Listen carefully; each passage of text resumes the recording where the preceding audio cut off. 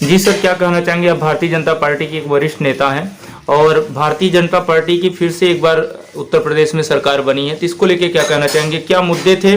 क्या विकास के नाम पे इस बार वोटिंग हुई है और जो जीत मिली है, या कि यहाँ पे अगर बात किया जाए धार्मिक भावना को लेकर के एक वोटिंग की गई है यहाँ पे? सबको मैं धन्यवाद देना चाहता हूँ। जी, भारतीय जनता पार्टी सदैव राष्ट्रवाद की राजनीति करती आई है और हम लोग राष्ट्र नीति पे काम करते हैं और सबका साथ सबका विकास को चरितार्थ करने वाला संगठन है। और अंतिम व्यक्ति तक जो हमारे परम श्रद्धेय पंडित दीनदयाल उपाध्याय के जो कथन रहे हैं, जो विचार रहे हैं कि अंत्योदय तक जी, तो वो भारतीय जनता पार्टी उसे चरितार्थ करती है कार्यकर्ताओं के दम पे। भारतीय जनता पार्टी कार्यकर्ता हमेशा समर्पित रहता है और जनमानस के बीच में रहता है। तो विकासवाद जो मुद्दा था उसके आधार पे जनमानस ने देखा कि विपरीत परिस्थितियों में विगत जो चुनाव हुए उसके पहले की जो परिस्थितियाँ रही हैं तो 3 साल वो बहुत विपरीत रही है, लेकिन संगठन के कार्यकर्ताओं जिस हिसाब से घर घर तक लोगों के लिए सहयोग पहुँचाने का कार्य किया गया है, जिस हिसाब से कोरोना काल में राशन तक देने का काम किया गया है, आवास देने का काम किया गया, उस सब ने देखा था जी। और सब जानते हैं कि यही एक ऐसा संगठन है भारतीय जनता पार्टी जो हम लोगों के बारे में सोचती है और कितना भी कोई कुछ कह ले, विकास अगर किसी ने किया है तो हमारा संगठन ने किया है, इसलिए लोगों ने आशीर्वाद दिया, पुनः मेरी सरकार बनी।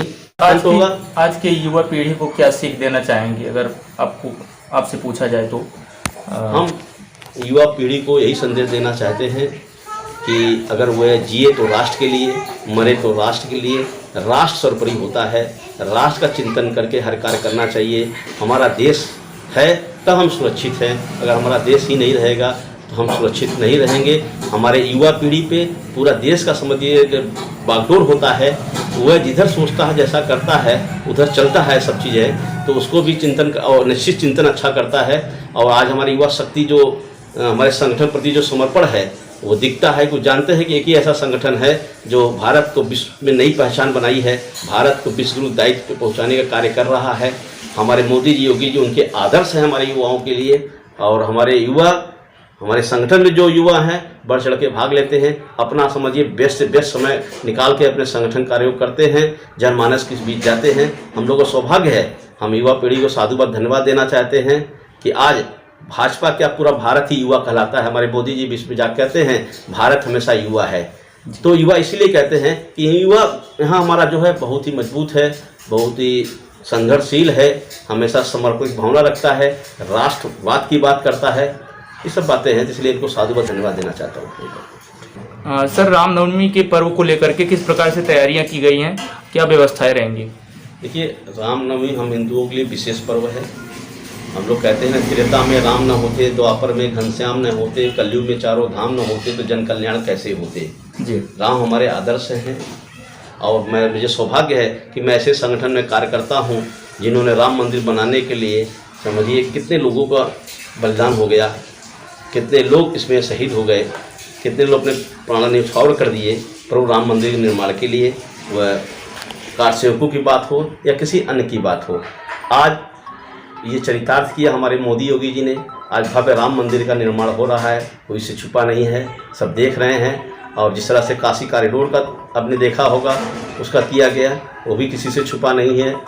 और मैं बताना चाहता हूँ कि आज रामायण पर्याप्त न पढ़ना, उस साँचे में ढलना होगा, चले राम के पद चिन्हों पे, अब इतिहास बदलना होगा। अब इतिहास बदल रहा है, आपने देखा होगा। हमें हमारे युवा पीढ़ी को, हमारे छोटे भाई बहनों को जो इतिहास बताया गया था वो अधूरा इतिहास था, वो उतना सही नहीं बताया गया। लेकिन आने वाले समय में सही इतिहास से साक्षात प्रत्यक्ष लोग देखेंगे, सही इतिहास के बारे में अनुभव करेंगे। ये निश्चित ही हम इस रामनवमी के अवसर पे हम लोग की तैयारियां हैं। हम लोग की शोभा यात्रा निकलेगी, हर जगह शोभा यात्रा निकलती है और सभी हम अनुरोध करेंगे सभी शोभा यात्रा में बढ़ चढ़ के भाग लें।